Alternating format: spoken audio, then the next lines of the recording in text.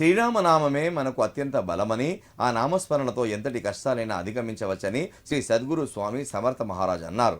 హిందూ ధర్మ పరిరక్షణకు ఎంతటి కష్టానికైనా తాను వెనుకాడబోనని స్పష్టం చేశారు. తెలంగాణలో ఆలయాలకు పూర్వవైభవం తెచ్చేలా భక్తులు కృషి చేయాలని కోరారు. హనుమాన్ జయంతిని పురస్కరించుకొని సిద్దిపేట జిల్లా దుబ్బాక మండలం పెద్ద శ్రీకోడు ఆశ్రమంలో గురువారం సాయంత్రం హనుమాన్ చాలీసా పారాయణం నిర్వహించారు.